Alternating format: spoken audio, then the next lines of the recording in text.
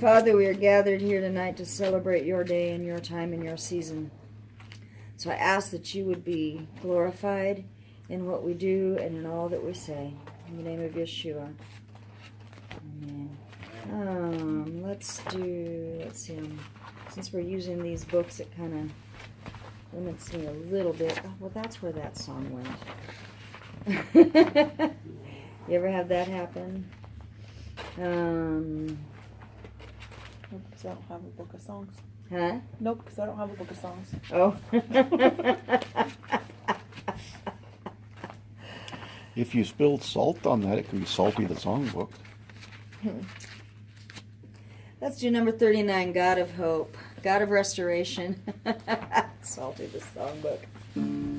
That's one they probably don't recognize either.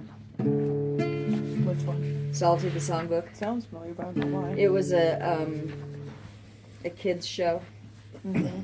Salty was, and they did a lot of the church songs that were really cool. Mm-hmm.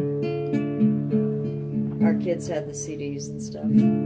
Well, no, That was back when it was tapes. Tapes, yes. Yes, tapes. 8 tracks and stuff.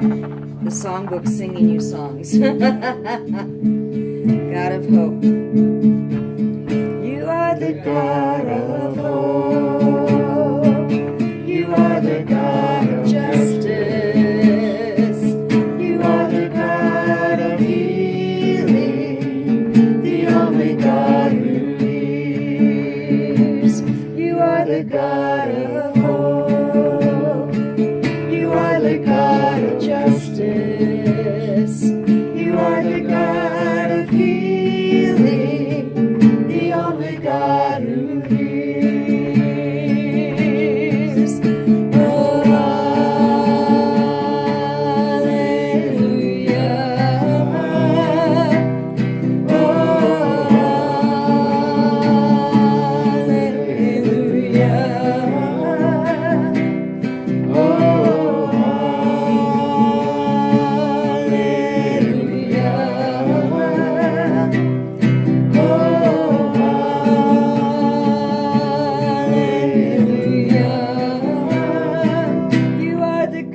God of hope.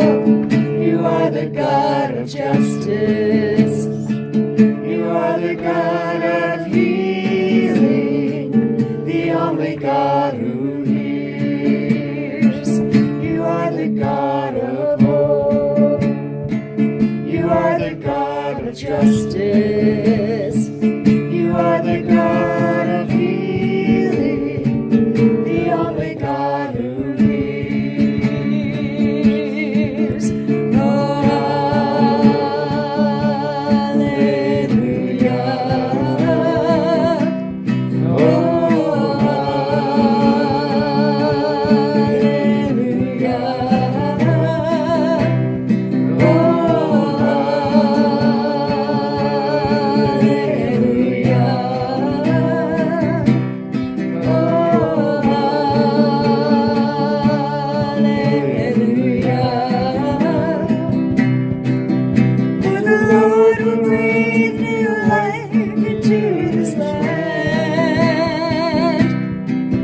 As we worship Him and take a righteous stand, and the Lord will rise with healing in His wings. To the God of restoration we now sing. You are the God of hope. You are the God of justice. You are the God of healing, the only God who hears. You are the God of hope. You are the God of justice. You are the God of healing, the only God who hears.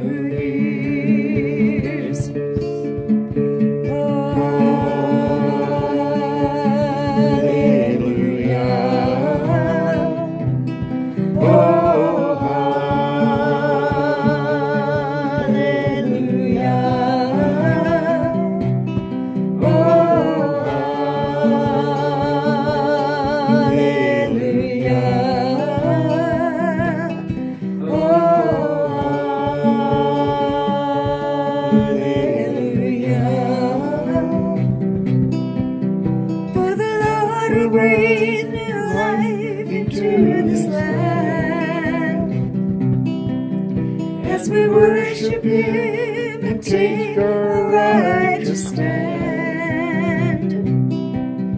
And the Lord will rise with healing in His wings. To the God of restoration we now sing.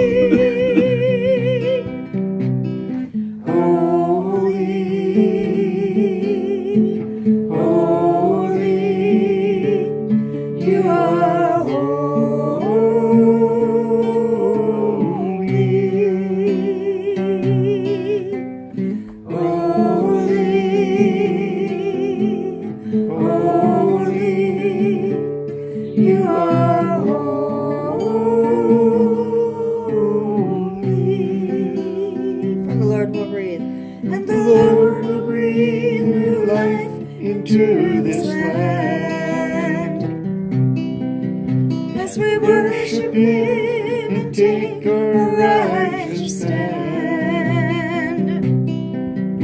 And the Lord will rise with healing in His wings. To the God of restoration we now sing. You are the God of hope. You are the God of justice. You are the God of healing, the only God who hears.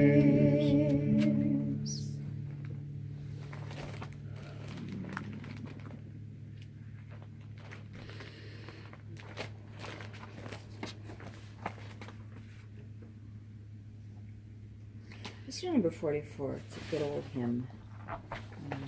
Great is thy faithfulness. 44. Great is thy faithfulness.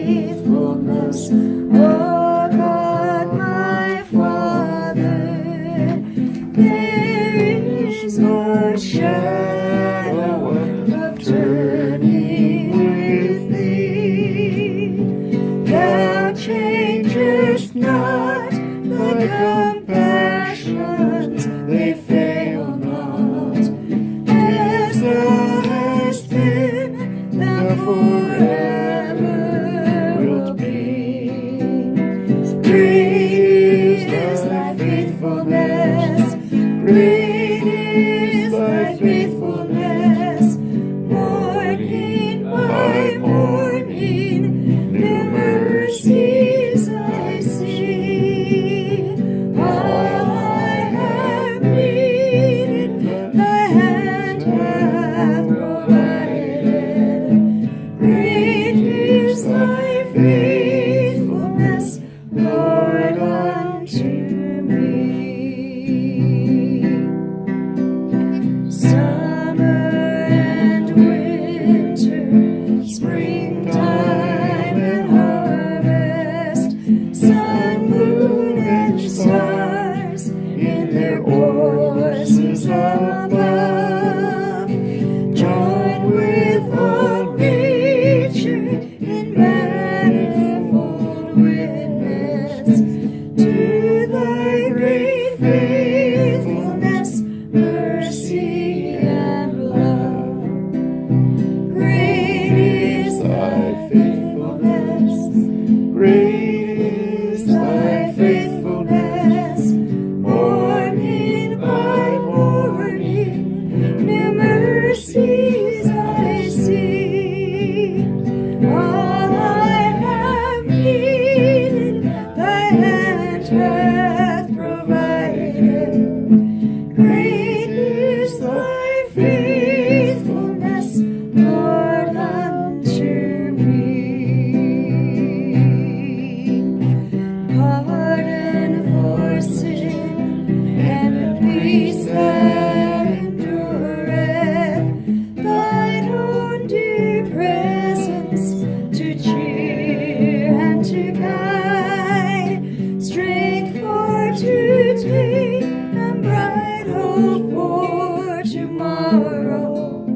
Blessed it's all mine with 10,000 beside. Great is thy faithfulness. Great is thy faithfulness. Morning by morning, new mercies I see. All I have needed, thy hand hath provided.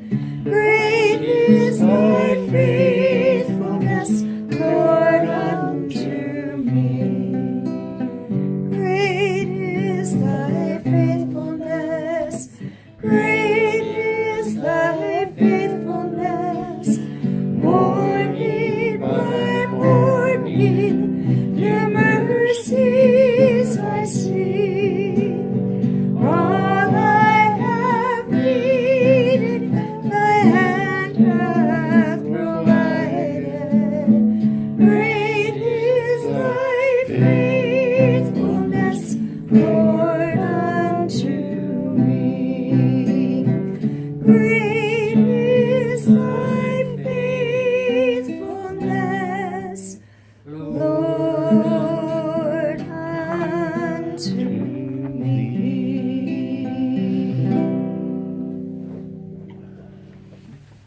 I have one I'm going to sing for you guys that I didn't get the words printed up for, because it just didn't get done, because I was at a wedding and a few other things this week has been kind of busy, right? This is have any of you ever heard of Tracy Dart? She did country gospel music. And this is a Tracy Dart song. She's not one of the most popular ones or anything like that.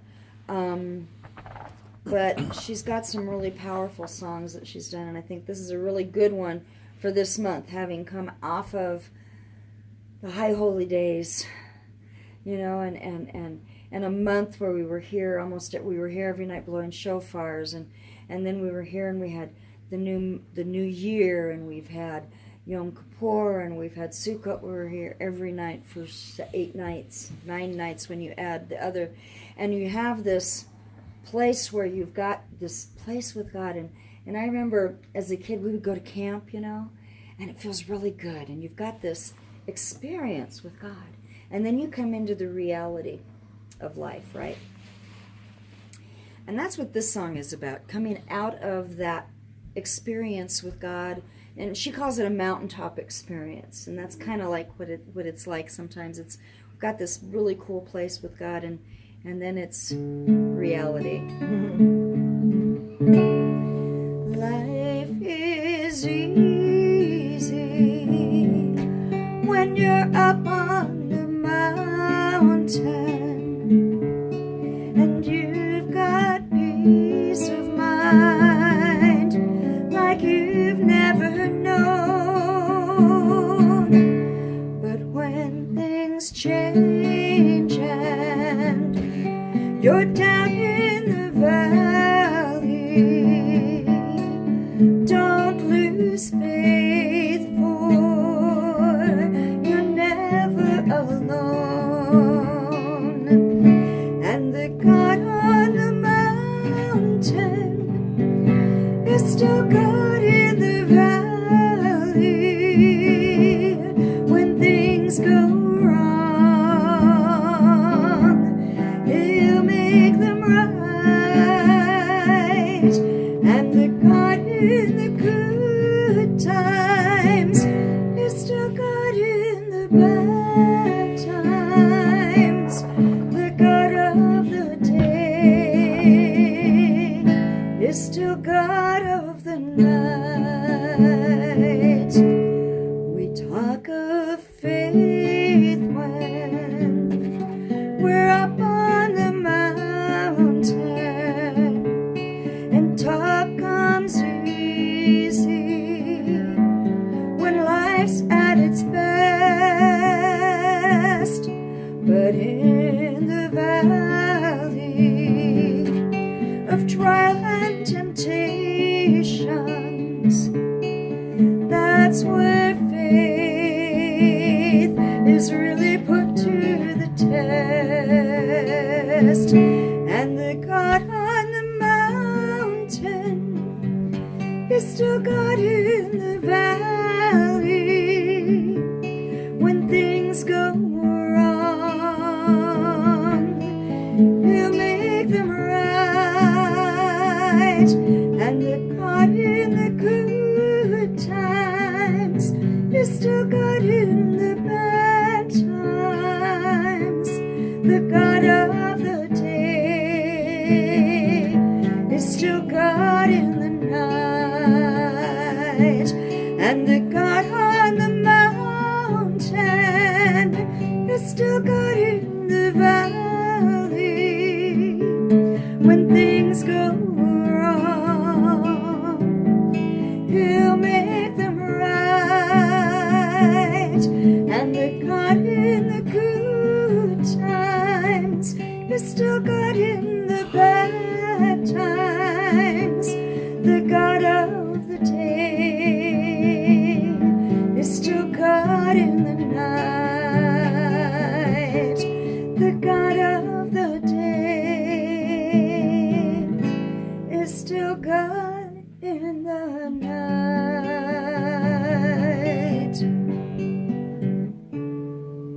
Amen. I like that. It's pretty.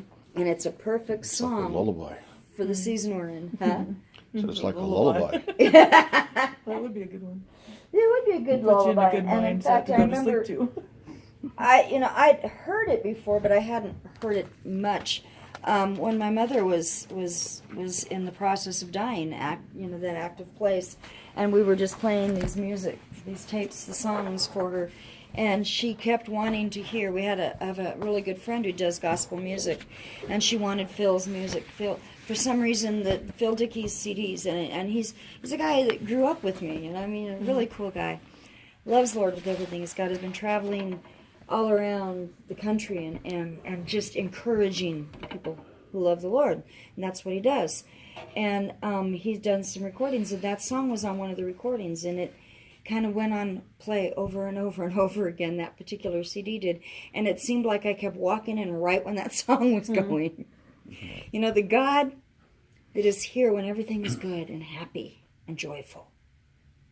The God that meets us for the celebrations is the same God that's going to walk us through this coming month. And for some reason, I do not have my Bible, but you guys are going to need Bibles. We're all going to need a Bible. Let's just bring them back to the table, and I'll go get... Huh? Yeah, because I'm going to have you guys read some verses. I'm not going to hand them out to you necessarily, but we'll find them, right? We bless you, Lord, for this day, for this season. We thank you that you are the God who has created the day, the nighttime and the daytime, and the evening and the morning were the first day. And you've created the seasons, and you put the sun and the moon, and you put the stars in the sky for signs and seasons. And so I ask that we would learn the signs and learn the seasons that you have for us, that we could walk in them. We are entering the month of Marcheshvan, or Cheshvan. It's an interesting month because it's got the two different names, but in the Bible, it has a whole nother name. It's called the month of Bull, B-U-L, Bull. That's in 1 Kings 6, verse 38. It talks about it. So before they went off into the Babylonian captivity, it was called Bull, which, by the way, refers to two different things. It refers to the withering of the grass, because the grass starts to wither. It's wintertime starting, but it also refers to the rain falling or not falling, depending on the rest of the month and the rest of the sentence that it's used in. Sometimes it does refer to the rains came, and sometimes it's saying the rains did not come. Marcheshvan begins Wednesday at sunset, and it is a 2-day Rosh Chodesh, so you can use either day or both days. Just kind of fun. The beginning syllable mar means bitter. It can mean bitter. Remember when Ruth went back to Israel with her mother-in-law Naomi, and Naomi said, "Don't call me Naomi anymore, call me Mara, because I come back bitter. I've lost everything and I'm bitter." And that's what she wanted to be called, and Ruth said, "No, you're not going to be called that. You are Naomi. You are a blessed one of God." But mar can mean bitter. It can also, depending on the sentence it's put with and what it's connected to, mean a drop. Like a drop, a single drop of rain. Not a lot of it, but a single drop. Cheshvan has to do with shesh, which means rain. Can mean the rain, but it's a quiet rain because it also means quiet. So Marcheshvan, it means a bitter rain or bitter quietness, or it could mean a single drop of rain or quietness. One of the reasons that it has to do, that they think that it's got that meaning, is because there are absolutely no feasts, no festivals, no special fast days in this month. We've just gone through a whole season where there's been something. Yeah, all month Yeah, long. and it's just been nonstop, but this month it stops. It's all stopped. It's still, and it's quiet. And it's interesting to me because sometimes it's easy, we see God in the festivals, but do we see God in the quiet? Do we see God in the stillness? Mm-hmm. Do we see God when it's back to normal and we don't have the break? The only holy days in this month are Shabbats. And those are special days, and they're wonderful days, and we need them. But it's the only month that doesn't have any of it.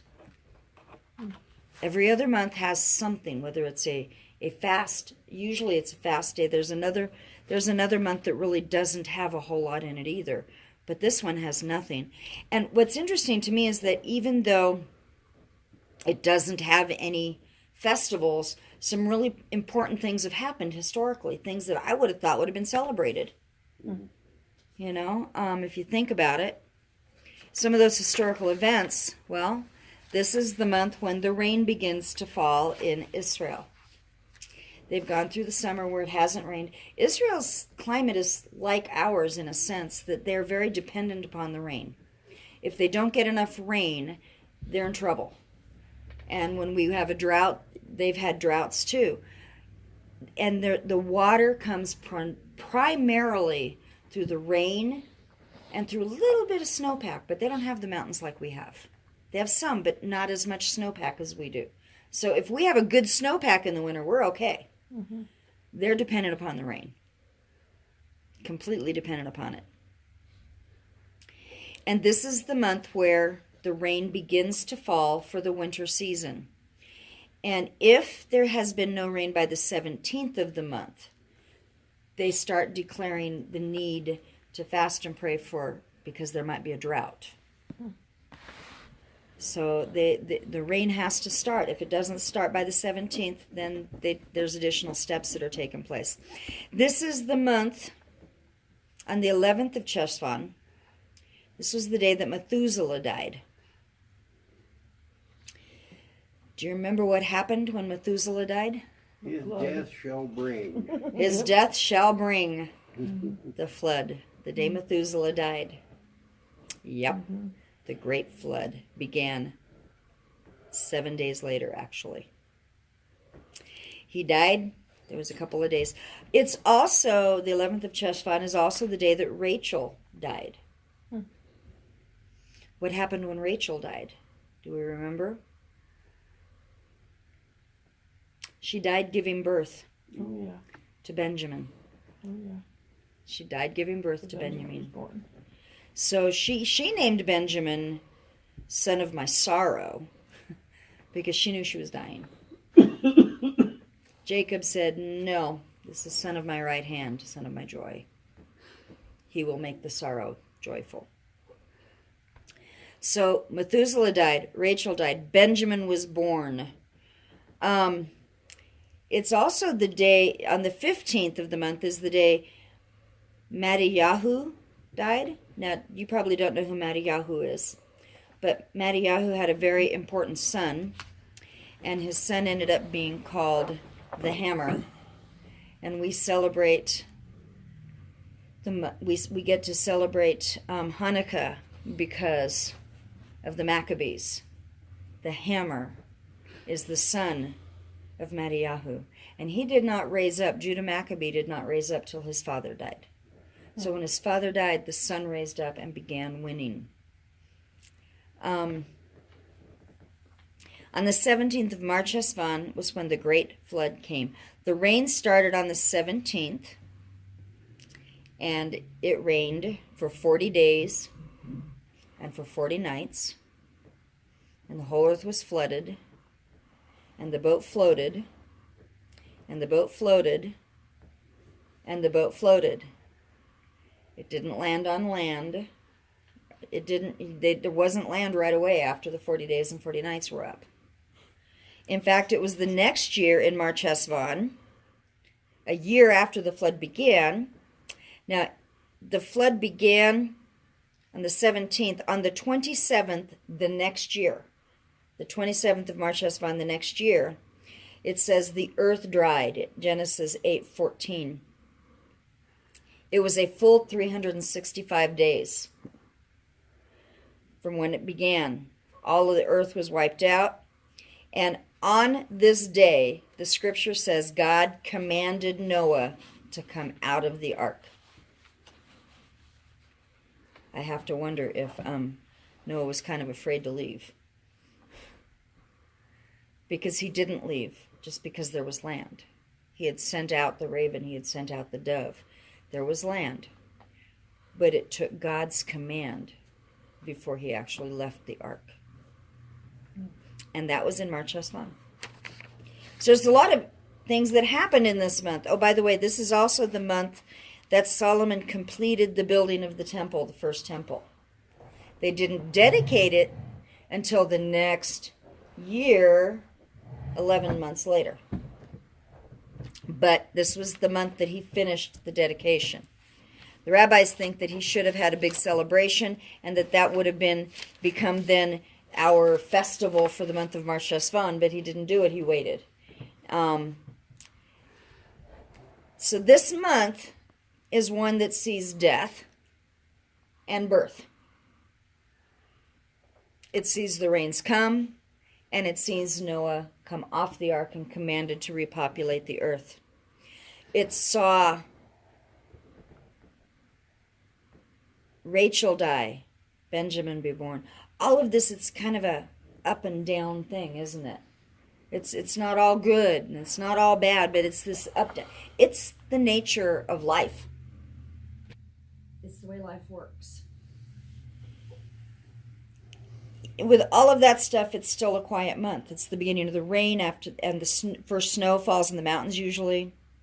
We're catching our breath. We're waiting. Kind of like Noah waited for God to tell him to leave. We're kind of waiting for the next thing. And we get to breathe and we get to sit quiet and we get to listen. And it's a great month for God to speak to us in the quiet, if we'll listen. We know that seeds have to die before a plant grows. Okay? This is the month where that begins to happen. The ark is a picture of salvation. The rabbis, many of them, Rashi was one of them, that fully believes that this month is reserved for the Messiah. Just like the ark brought salvation, that this month will bring Messiah. Now, I have to disagree with them on that one. Why? Because Messiah came, right? Mm-hmm. Messiah came and Messiah is coming again, and he is not here yet. But they think and they feel that the lack of festivals leaves room for Messiah to come and to establish festivals, or a festival on the day. When was Rashi? Huh? When was Rashi? I don't remember, honestly. I'd have to look it up. But it's a long time ago. Yeah. But about how long after Christ? 500 years? Okay. 400 or 500 years, I think. I'd have to look it up. He's one of the last great rabbis in the way that they put them together.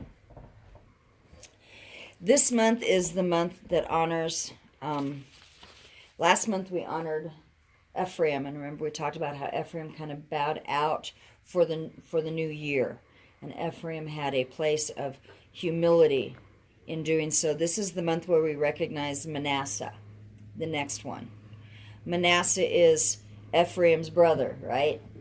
And let's read about him. Genesis 41. Someone look up Genesis 41, verses 50 and 52.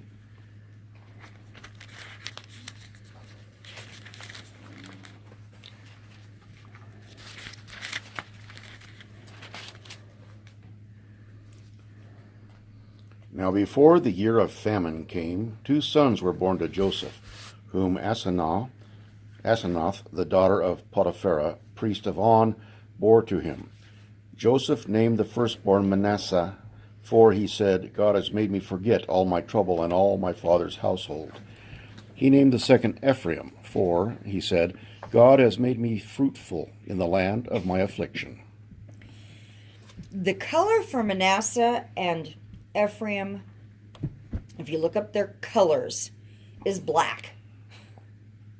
Why, I really don't know. I could not get a solid answer for that. Except that they are the sons of Joseph. And Joseph had this life where he was thrown into the pit, he was thrown into the darkness, and through the darkness he saw God anyway. And so the blackness still shows God. And here we have the 2 sons. He also married an Egyptian. He married an Egyptian woman. Black woman. And it's possible that she was black, yeah. You're right, I didn't even thought of that. Although, you will find in Jewish folklore, sometimes their folklore is rather interesting. In Jewish folklore, if you talked to someone who is Jewish and you told them that he married an Egyptian, they would look at you and go, no, he didn't. Because they believe that after the incident in Shechem, that Dinah ran away and she went to Egypt, and that Joseph was given Dinah as a bride. Now, that would have been his sister by his half-sister. And I don't think that's the case, but that is what, in Judaism, what they typically will teach. And I think they'll do that, honestly, my opinion is they do that because there's this myopic view that they don't want Gentiles to be a part of it necessarily. There becomes this us four and no more mentality, right? So if Joseph had children by Dinah, then they're still fully Israel, right? I don't think that's true. I think she was an Egyptian. I think her father was actually a priest of On, because it kind of says that.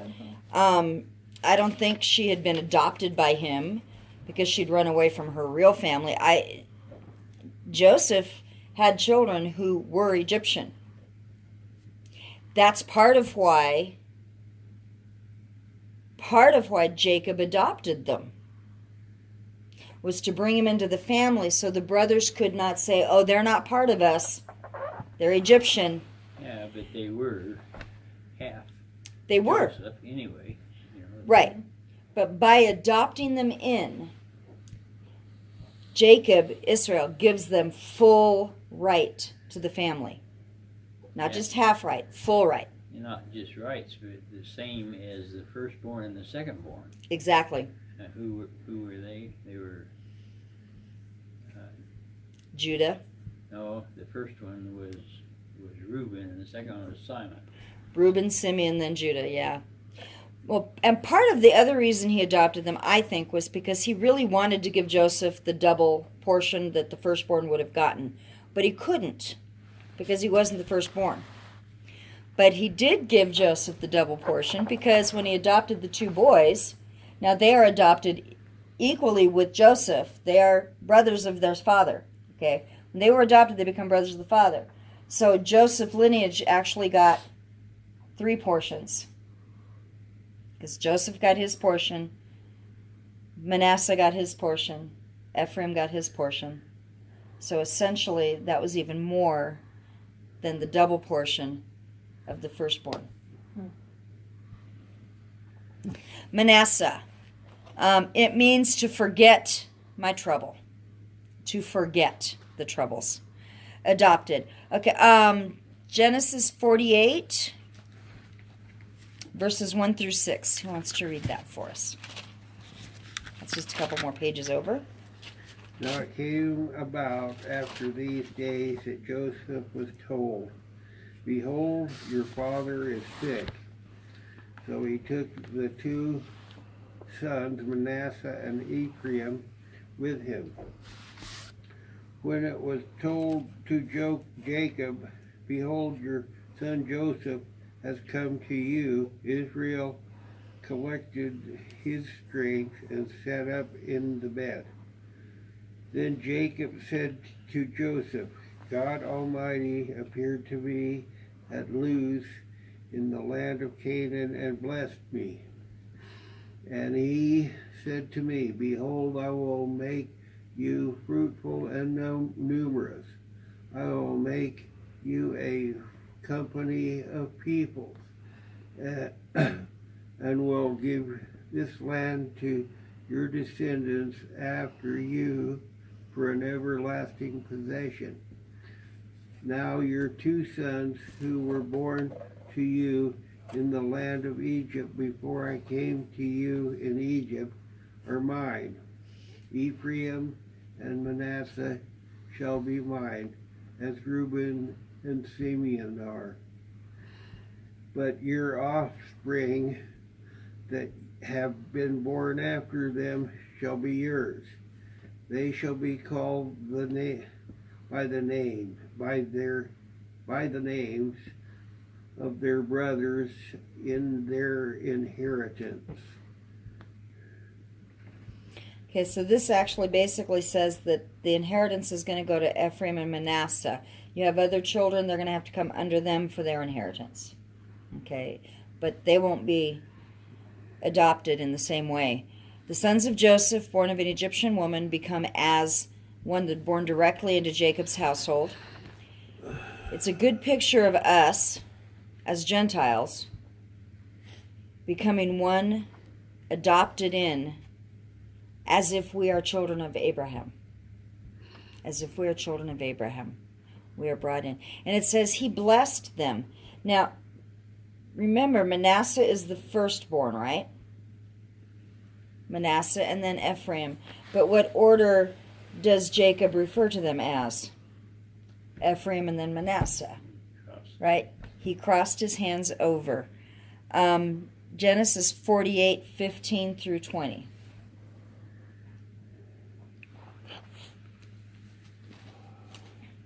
He blessed Joseph and said, "The God before whom my fathers Abraham and Isaac walked, the God who has been my shepherd all my life to this day, the angel who has redeemed me from all evil, bless the lads, and my name live on in them, and the names of my fathers Abraham and Isaac, and may they grow into a multitude in the midst of the earth."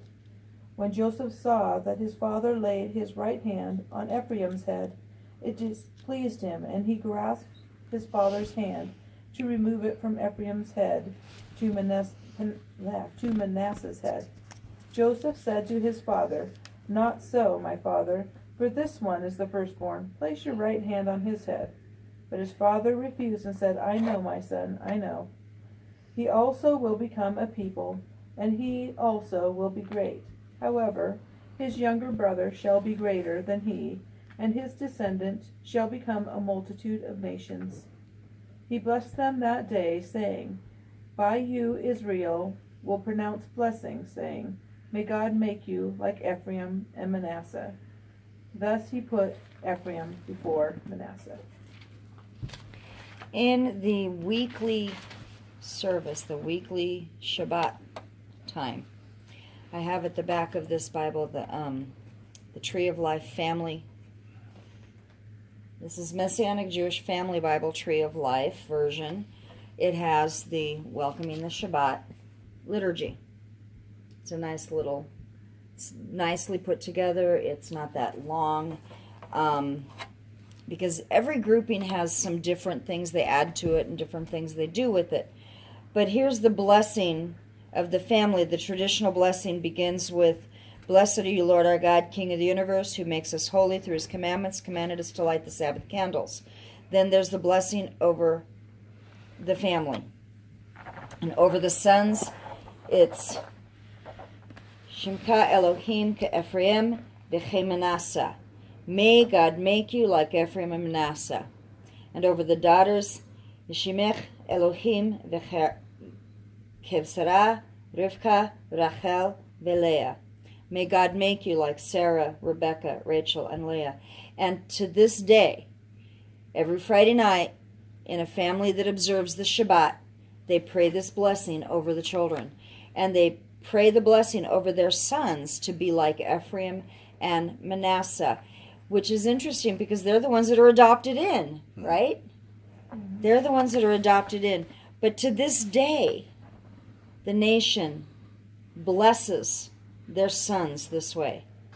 "In you will Israel bless." They're fulfilling the prophecy that he spoke on this day. Though Jacob said that Ephraim would be the greater one, and they were, the land that was given to Manasseh by Joshua was larger than the land that was given to the Ephraimites.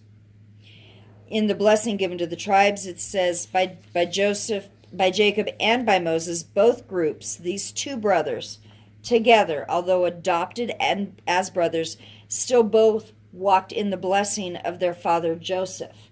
Because then when he gives the blessing later on, he speaks it through Joseph. Genesis 49:22 through 26. Joseph is a fruitful bough by a spring. Its branches run over a wall.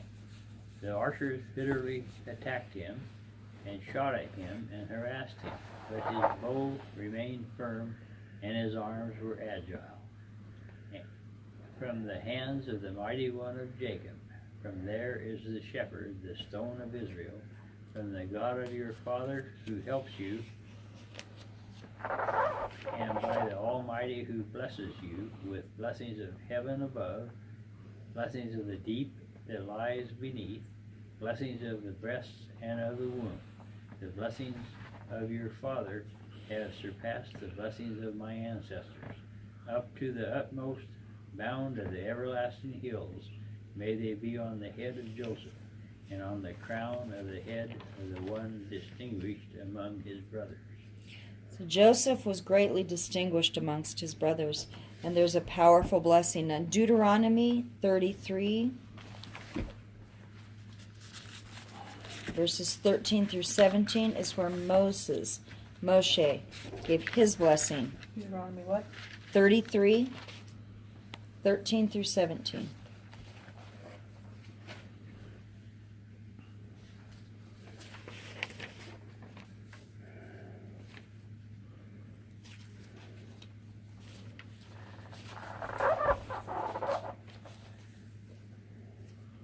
Okay, you want to read that one?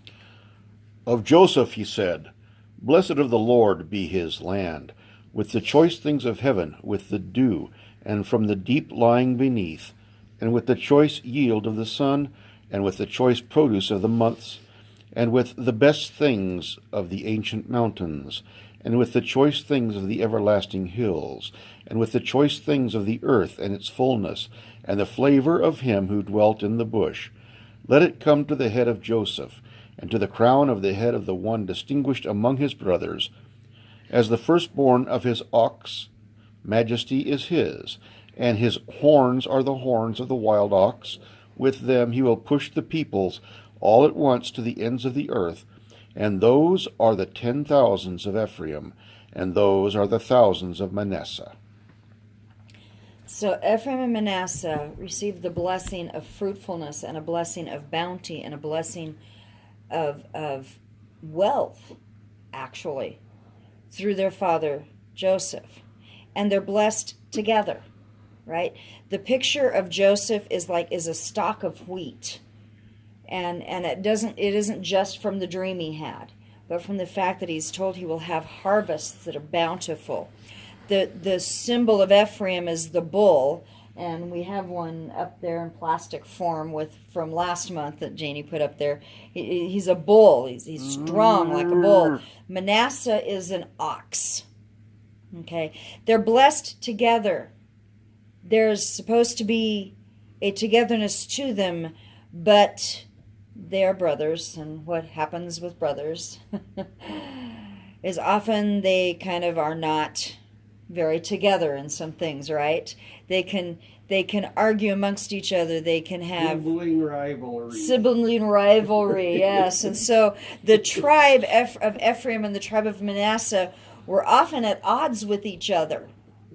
And of course, if you were Manasseh and you were the oldest, but you were not given the bigger blessing, you might want to take that out on your younger brother Ephraim, right? I mean, that's part of what was set up here. Ephraim and Manasseh, they both spread out quite a bit. They both grew quite a bit, but Ephraim grew larger than Manasseh did, right? They spread out in the diaspora, the dispersion of the tribes, and both of them almost became lost and have become lost among the nations. They've but there are those that claim their heritage. They will claim their heritage. Mormonism, by the way, teaches, and there is some historical evidence that this may be possible, that the tribe of Manasseh migrated to North America, and that they are the ones that they're the ones that established some of the tribes that we have that are the Native Americans here. And we know that there's some validity to that possibility, because in New Mexico there's a stone that has carvings on it that predate Christopher Columbus' arrival here. Okay, they predate Christopher Columbus's arrival here. They're an early form of Hebrew. They're Paleo-Hebrew, and it contains most of the Ten Commandments. Like 8 of them. Yeah, we watch some Native Americans on TV. Joseph on and YouTube. Larry Lee Riverwind. You know who they are? I've heard of them, but I don't really know them. They're just very, very strong Christians that support the Native American community, that are Native Americans themselves, but they've observed in so many different tribes, including their own, the Hebrew roots There in their tribes. In are their some teachings. things that, yeah, there are That are some big things that are there. Now, taboos. some things that have gotten really way off Yeah, base. that's what they talk about too. Because some of it has, frankly, gotten way off But they base. say when they talk about what the great grandfathers taught, it wasn't off base yet. It depends on how far back the Yeah. great grandfathers go. To be honest, Yeah. it does. But we had in a tell in New England where they were examining, and I forget which tribe it was, but it's one of the tribes that literally got killed by the newbies coming, bringing smallpox and other types of things, and that tribe literally died out. But when they were examining that area, they found papyrus that had Hebrew written on it. They didn't know what it was at first. So yeah, there's a possibility. But they could have been other tribes too. We don't know. The idea that Manasseh did come is a possibility. Did you ever notice that all those blessings that are described there, it almost sounds like they're talking about the United States. It could be. How we have been so blessed. We live so much better than the rest of the world. We it do says right now. Something about going to the ends of earth or something. Yeah, going to the ends of the earth. Uh-huh. Yeah, it kind of popped out at me. Yeah. I didn't say You know, anything. I was you gonna... talk about Ephraim being the second born. I was studying that once, and there's about 5 different generations in a row there that the second born is raised up. firstborn was eclipsed by the second one, like Isaac and Israel and Ishmael. Jacob and Esau. Jacob and Esau. and then Yeah, Ephraim, Abel Manasseh. would have probably Ishmael. eclipsed Cain if he wouldn't have killed them. It's quite possible. Yeah, that's another one. That's possible. Yeah. So it isn't just a matter of birthright to be used by God. The Samaritans claimed that they were descendants of the half tribe of Manasseh. Now, Manasseh, when the land was settled, half of the tribe of Manasseh settled outside the land, and half of the tribe settled inside the land. So we have the tribe got split to begin with. So they were saying they were the half that settled outside? Yeah, that had settled outside the land and then ended up moving in. There's a group in northeast India called B'nai Menashe. Okay, they have so much in common in terms of their culture. They were literally in the mountains of India, separated off in between India and Bangladesh. Anyway, I don't remember. They're in between. They're right on the border kind of thing, and they're in this mountainous valley area, and very segregated from other groupings of people. And their traditions and such are so exact and so right on that the chief rabbi of Israel, Shlomo Amer, who was the Sephardi chief rabbi, announced that he regarded their claim true, and under the law of return, they are allowed to migrate to Israel as Manasseh, provided they go ahead and finish conversion back into Judaism in accordance with the Halachic standards. So it's kind of like they became Egyptian again, and now they have to become adopted again, in a sense. But a large grouping have settled in Israel out of India. There's also a group in Africa, by the way, that claims to be Ephraim. And that the rabbis in Israel, the rabbinical council, is fighting for their right to the land. And they are coming. What we do know is that Manasseh split. Half of them settled in one place, half of them settled in another. They were given a very large portion of land, but they didn't really take care of all of the land.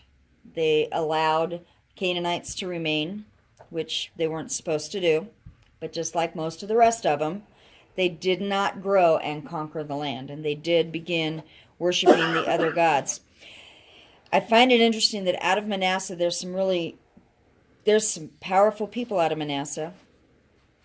And there's a group of women, specifically, in Joshua 17. We have some women who step up. They are from that tribe.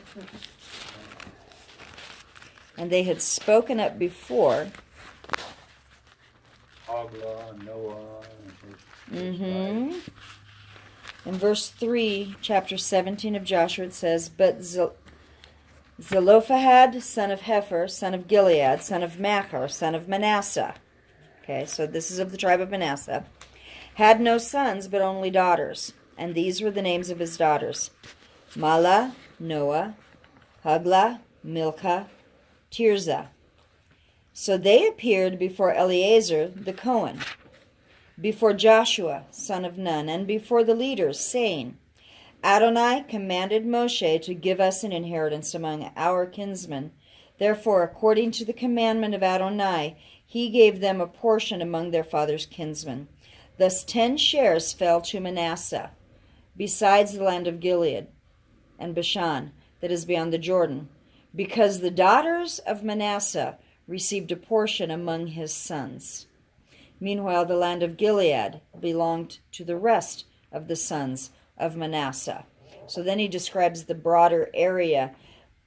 But the daughters of Zelophehad saw that their father had not had any daughters, had not had any sons. Yeah, I'm tired. Had not had any sons, and they did not want the inheritance that should have gone to their family to be lost. And they stood up and they said, Hey, wait a minute. We want our father's inheritance. But they had to marry inside the tribe. They did have to marry inside the tribe. That generation, those daughters, had to marry within the tribe in order to keep the tribal land with Manasseh, so that the inheritance didn't go to another grouping, because they didn't want to mix it up. But they stood up for what was right, and God gave them an inheritance, and God blessed them. We have out of Manasseh a real mixture of leaders. Okay, we have Gideon. He's from the tribe of Manasseh. He started off as a good leader in Israel. Well, actually, he started off as afraid in the caves. A scared leader. He was a frightened leader. He was a reluctant leader. But God raised him up, and he was a good judge. But by the time he ended his life, ended his cycle, he had gone back to worshiping other gods. Proud. Proud. He'd become very proud, but he led them in idolatry. So he went from good to bad. Then Abimelech is also a judge that came out of the tribe, and he also started well, but ended up not so good. Jotham is a brother of Abimelech. Now, he was just flat bad to begin with, and he got even worse. He slaughtered. There was a lot of infighting going on in this tribe, trying to be in charge. Yeah, kind of like the way it is around with politicians. Yeah, it is. It's the same thing. A lot of them start good and go bad, and some of them are not so good to begin with, and some of them are, and that's just kind of the way it was. But then there was one in Judges chapter 10, Jair, who rose up after Abimelech and after Jotham, and he was from Gilead, which is the tribe of Manasseh's territory, and it says he judged Israel 22 years, and he was a good judge. He followed after God. Then we have Jephthah. He was a mighty man of valor. His mother was a prostitute. And he had been kind of pushed away, but because he was strong, he was invited back. And he was a good leader in Israel. So we had some who were good, some who were not good, some who were good and went bad. And then we have out of that area, out of Gilead, the area that Manasseh settled in, one called Elijah. Elijah the Tishbite was of the inhabitants of Gilead. Now he was a powerful prophet of God. Whether he was a member of the tribe of Manasseh or not, we really don't know, because we don't know what Tishbite is. It's not known. Is that the name of a town? Is that the name of a group? Is that name of whatever? There are some actually that believe that Elijah was a Gentile prophet because he was a Tishbite. He's not named as a son of Yeah, but you ought to Israel. look at that list of David's mighty men. Everyone was a somethingite. You know? Yes, but they also trace their lineage, and you can you know who their father was. You know who the father was, they can go back and know who that father was, and who that father was, and who that father was. We are not given the father of Elijah anywhere. Elijah's father is not named. What happens with someone who converts to Judaism from the nations, they are not assigned to a tribe in conversion. You don't stand up and when it says the son of or the daughter of, you don't name one of the tribes. You name Avraham as your father. Bypassing Jacob, going right to Avraham. So that if you've been converted in, you are now the son of Abraham, which is basically what Paul says, that when we come into faith in Yeshua, then we become the sons and daughters of Abraham, our father, right? Doesn't say that we become one of the 12 tribes necessarily, but we are there because we are sons and daughters of Abraham.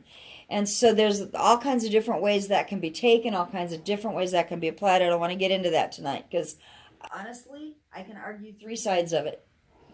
Well, some guys So- think that the future city of Jerusalem is going to have 12 gates, and one of them is not Baptist, and the next one. True. Each gate is named for one of the tribes, You're going to have to pick one. but that each gate is named for one of the tribes. However, They're all that Abraham. but you don't. They're all Abraham, and it doesn't really matter which gate you go in and out of, because you're not restricted to that gate any more than when you went into Jerusalem. You had to go in through the water gate, or you had to go in through the dung gate, or you had to go in through, because the city of Jerusalem had several gates.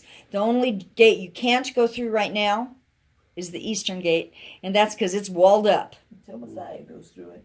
Huh? Till Messiah goes through it. Messiah is going to break that gate open. You're right. Messiah will break that gate. They've got it walled up. I've seen pictures of it. I have a picture somewhere of my dad and mom standing next to the eastern gate, and my dad's just going, and I was like, okay, Is that in Revelations? where the eastern, no, I think it's in No. Zechariah, or Yeah, it's in one when he of the steps on the prophets. mountain and he Yeah, splits it, That's on the Mount of Olives and splits it and walks through and he comes through the gate, that gate. to the eastern gate, yeah. And they even put a graveyard there thinking he won't walk through it. Or, All kinds of stuff. here's the other position on the graveyard. The graveyard is facing the Mount of Olives. So that, and here's in a Jewish cemetery, your feet face east. So that when Messiah comes to the east, you will stand up, you will be facing him. And they pay buku bucks Yeah. to be buried at the foot of the Mount of Olives so that they can be resurrected first. Because Messiah's coming, I'm going to be resurrected, and I'm coming through that gate with him. Wow. It's not to stop him. Wow. It's because they want to be resurrected. Yeah, but didn't it say something about the Lord's going to come and fill the whole thing in? That's all. Yeah, the valley and all that. So I don't know. There's a whole bunch of different. Yeah. What we see out of the tribe of Manasseh is that it's just like most other groups of people. There are some that are good. There are some that are not good. There are some that start well and turn good. And some that start going after other gods. There are some that, it's just this whole mixture. the good and the bad are all mixed together in a sense. The good, the bad, Well- and the ugly. Huh? The good, the bad, and the ugly. The good, the bad, and the ugly. And, that's kind of the exact same picture that we get from the rain for this month. Because there's good rain, right? When you're talking about that drop, I kept thinking of that reference that Jesus gave of Lazarus and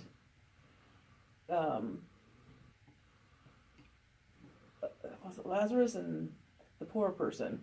Oh, And he yeah. wanted that drip of water. Just a drop of water, please. Just a drop Yeah. of water on my Yeah. And I tongue. can't go past that Rich man chasm. and Lazarus. Yeah. The rich man and Right down. Lazarus, yes. Yeah. Yeah. I kept thinking about that when you were saying that. Just a drop. give us a drop, Lord. Just give us that drop, yeah. But, Rain can be good, but if we get too much rain too fast, that's not good, right? Yeah, it's a flood. It's a flood. And a flood can bring mudslides and just general destruction. Even in Arizona, where Eve- you're from. Yeah, even in Arizona. In fact, especially in Arizona, and you do not want to lay down on dry ground where it's nice and sandy, because that means, generally speaking, you're in a wash. And if it rains in the mountains 30 miles away, within half an hour, you could be washed downstream. Because those Fast. rainstorms Yeah, come. it's crazy. And the rains were really bad last week. And there are some beautiful, beautiful videos Oh, I bet. of waterfalls on Camelback Mountain. Can you imagine that? I've never seen waterfalls on Camelback Mountain in real life. From that, I'll have to look. that hurricane that came in there. Mm-hmm. That was from Mm-hmm. weather. And it rained so much, and yeah, I mean, I grew up watching Camelback Mountains at the end of the street. I mean, it was quite a ways away, but I could walk out into the middle of the street and see the climb up Camelback Mountain, and we used to joke about the mountain all the time, and we went hiking on that mountain more than once. But you and- didn't ever think there would be a waterfall. I've never heard of a waterfall on Camelback Mountain. It's total desert. There's no, it's not high enough to get snowpack, so there's no water, But there were waterfalls coming down Camelback Mountain, and just beautiful. The rain can be beautiful, but it can be dangerous. It can be deadly. Yeah, I've never seen it anywhere like. Well, no, during flooding, when anything's flooding, it's like it is in Arizona. It's just The when it's dry- washes. yeah, when the ground is dry, it can't soak it up fast enough. It's just whoosh. Yeah, Well, It's according to crazy. the rainbow, we're never going to have a worldwide one again. that's Yeah, right. But we're still But we're still getting But we still get some floods, yeah. lots of devastation. Yeah. So the rain of the month, this month, the tribe of the month, it can all bring good, it can all bring bad, it can all bring this mixture. But even with the bad, even with the death, because remember we had the death of Rachel and the death of Methuselah, and the flood brought death. But even with all of that, there was rebirth and growth and the promise and the rainbow. The first rainbow was seen in Marcheshvan. The first rainbow ever. The promise of God. The promise of salvation. The deliverance through the ark. And Elijah? Is not he the one that brings us Mashiach? Messiah? He's the one we look for. He's the one that it is said will come before Messiah. He is the one who will herald the Messiah. And he comes... The one who said it's going to rain in 3.5 years. And he's the one that said there would be no rain, and he's the one that said now the rain is here. Yeah. Exactly. Prayed until he saw a little tiny cloud. And he is from the land of the tribe of Manasseh. From Manasseh, from this area, from this place, we have the one who heralds Messiah. To Manasseh has been given the month of rain and snow, the month of the flood, but the month of the ark and the rainbow, and the promise that no matter how dark it gets, no matter how heavy the rain, no matter how still it is, we still have a promise of salvation. The same God is still God. Messiah came. Messiah has come. Messiah is come. And Messiah will come. This is a month of quiet. It's a month of rest. We rest from the hectic days of the festival. It's a good time to catch our breath, right? To rest up, to look at what God's going to do next. And we see and we look around and we see the signs of death in the trees, right? As the leaves dry up and fall. And even on our table, we have the leaves and stuff. But even as that's happening, the tree's roots are growing deeper. This is a month where the roots of the trees really dig down in. Cool. And so, as we're doing this, as we come through this month, the digging is there. And why do the roots grow deeper? The roots grow deeper because the trees are designed to give fruit later on. The birth is coming. Rebirth is coming. And that's what this month is about. Don't lose hope when the leaves fall. Don't lose hope when the rain comes and it washes things out, or when we have to put buckets underneath the drips in the house, which we've already had to do. Mm-hmm. We can't lose hope because the promise of God is still here. And the promise of God will still come true. It will still come. And I think even though there are no major festivals, even though there's no big fast days, I think it's a great month to remember the promises of God. Huh? A whole month of rest. Yeah. Sabbath month. Yeah, it's a Sabbath month. Oh, I like that. Yeah. And we get to go to Phoenix in the midst of it. And we'll have a bit of a rest there, hopefully, prayerfully, right? So that's what this month is. And my notes say now, shofar. At the very end. It says shofars, page 251, because that's where the blessing of the shofar is found. But I think it's in the other. Would you break it? Okay. It put it out. That's one thing Made a good about mess, it when huh? it's all. Made a mess. That's what I do. Janie's going to love that. We'll get all the wax all over that. All those little marble things. Sorry, Janie. You didn't come tonight, so I wanted You you to didn't know. come, so I got to make a big mess instead. So let's get the shofars. And let's blow shofars and declare this month as it is beginning to be a month where we will look for God.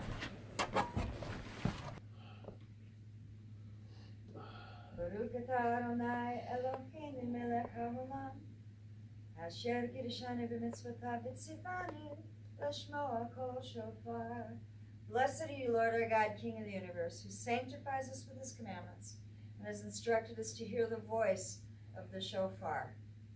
Ready?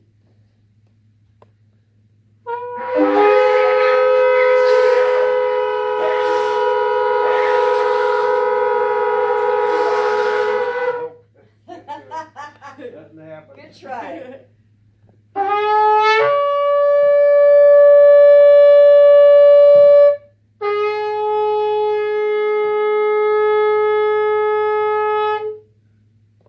want to try?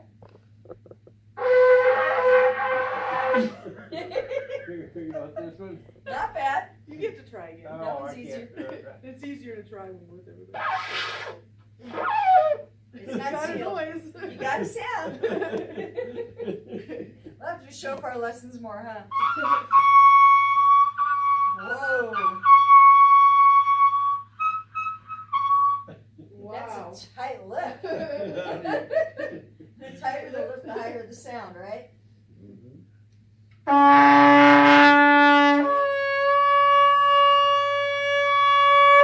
All together one more time. How's that?